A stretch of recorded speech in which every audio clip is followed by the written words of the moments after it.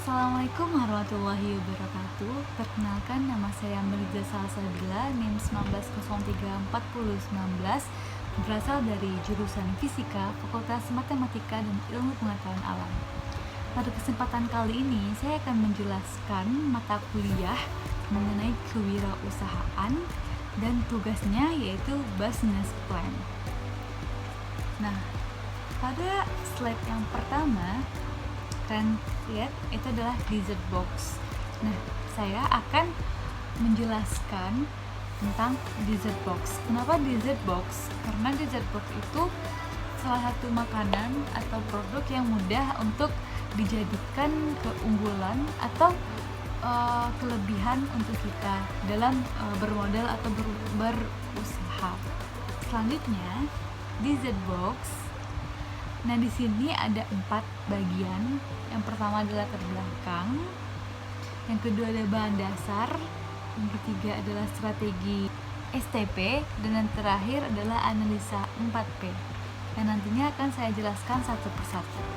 Pada saat yang pertama, yaitu mengenai tentang latar belakang. Nah, latar belakang yang saya ajukan untuk dessert box ini yaitu karena pada zaman sekarang atau situasi sekarang, ya kalian ketahui lah, pandemi corona, itu para wirausahawan tuh akan membuat produk-produk atau menciptakan suatu makanan yang bisa dijual.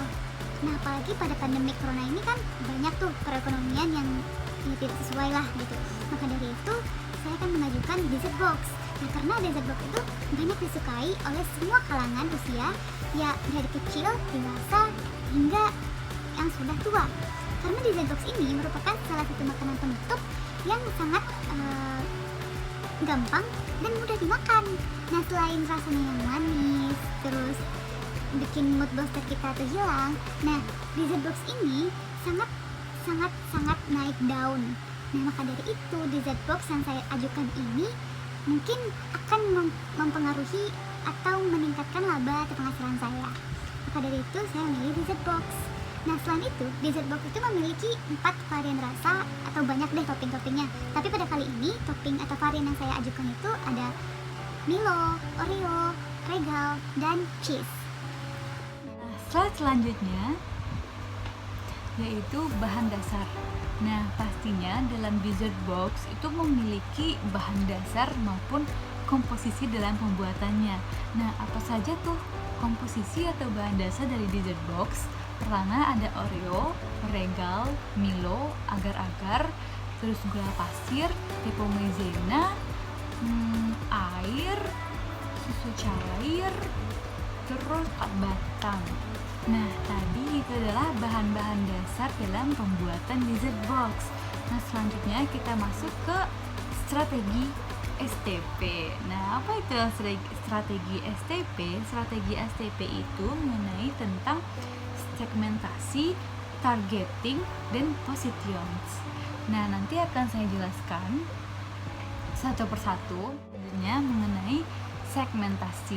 Nah, segmentasi ini itu mengacu kepada produk ke siapa saja tuh kita kasih atau kita tujukan.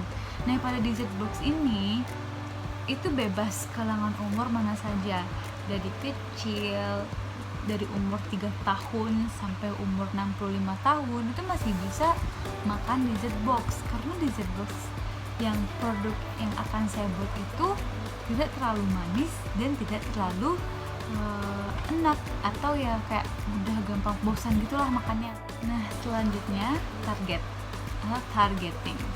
Target saya untuk penjualan dessert box ini tergantung sih, karena kan tidak semua orang yang suka manis dan tidak semua orang yang suka dengan coklat kan.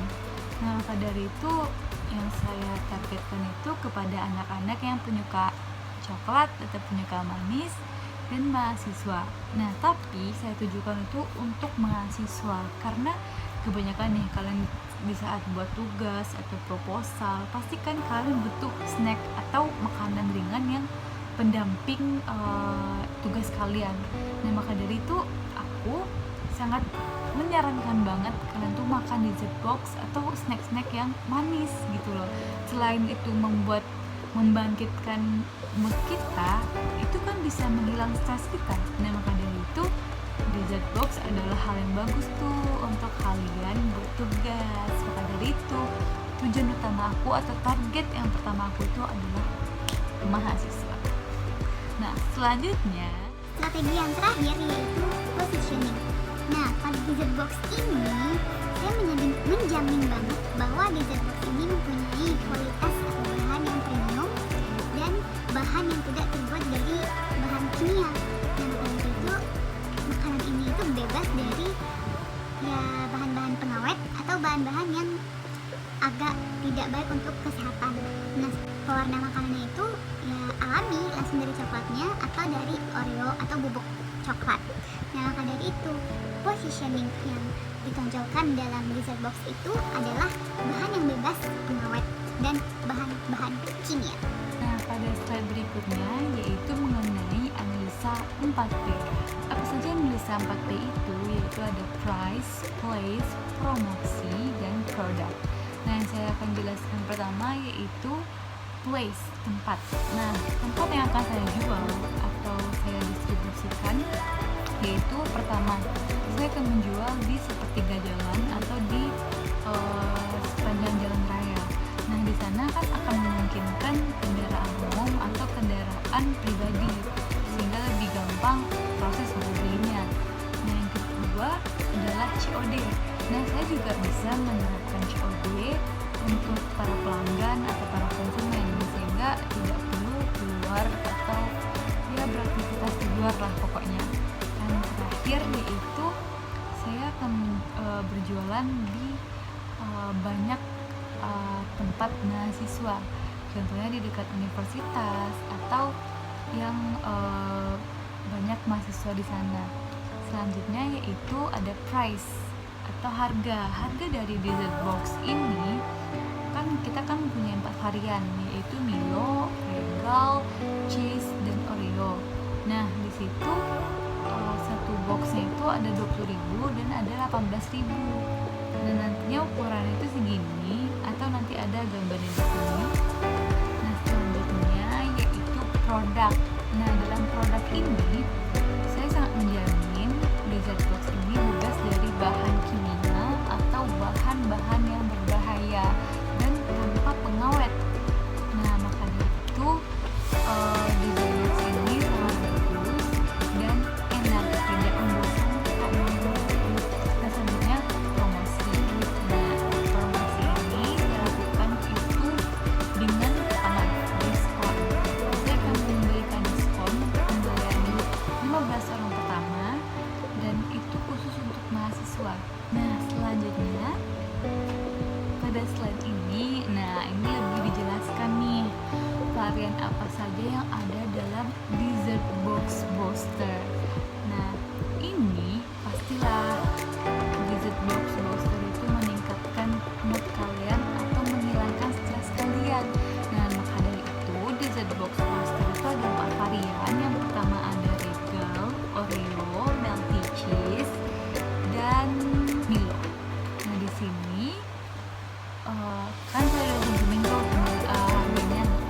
Kalian bisa lihat di sini harganya itu 20.000 untuk Oreo, 20.000 juga untuk Milo, dan 18.000 untuk Regal dan Milo Multi Cheese itu 20.000.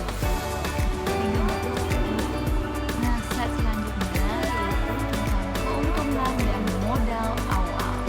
Nah keuntungan ini setelah saya hitung berapa bahan dasarnya, terus bahan produksinya, dari gas, semuanya lah pokoknya itu sudah ditentukan bahwa modal awal semuanya itu 757.500. Nah di sana udah termasuk semua bahan produk, bahan baku itu semuanya udah masuk. Dan keuntungannya itu yaitu kan harga satunya itu kan 20.000 tuh. Nah kita kalikan itu per bulan aja, 1 bulan aja lah pokoknya. 20.000 dikali 30 hari itu udah 600-an gitu kan, udah 600. Maka dari itu keuntungannya 600, sedangkan modal awalnya kita tadi itu 757.500. selanjutnya pada slide ini ada kekurangan dan kelebihan. Nah, mungkin masing-masing pada produk pasti lah ya mempunyai kelebihan maupun kekurangan. Nah, kekurangan dari dessert box ini ya seperti kalian tahu, kalau makanan tanpa pengawet atau makanan yang tidak mengandung kimia, pasti itu expirednya tuh lebih cepat. Nah, proses expirednya dessert box ini tergantung di mana suhunya. Kalau suhu di kulkas atau tempat yang dingin itu pasti akan sekitaran 4 hari atau 5 harian. Nah, kalau di ruangan biasa dessert box itu lebih cepat expirednya, antara 1 hari atau 2 hari. Nah, pada itu lebih disarankan di tempat yang sejuk karena kan makannya itu lebih enak juga tuh pada keadaan yang dingin juga. Nah, selanjutnya kelebihan dari dessert box ini yang pertama itu bahannya emang bahan premium dan tidak bahan yang kayak ya bahan yang mengandung kimia atau bahan-bahan yang berbahaya. Dan selanjutnya dessert box ini mudah ditemukan di mana-mana saja dan itu benar-benar menghilangkan mood kita atau stres kita di saat kita lagi buat tugas. Nah, apalagi itu untuk mahasiswa tuh itu worth it banget. Dan selanjutnya terhadap layanannya. Nah, pelayanan itu bisa berupa online dan bisa berupa offline seperti yang saya bilang tadi, COD atau di medsos juga bisa. Nah, selanjutnya yaitu lokasi outletnya atau lokasi penjualannya itu lebih terjangkau kepada mahasiswa. Nah, sehingga dalam pembelian itu tidak melibatkan konsumen atau pembeli. Nah, mungkin itu saja presentasi dari saya. Maaf kalau ada yang kata saya salah atau yang kurang penempatan kata yang kurang benar, mohon dimaafkan.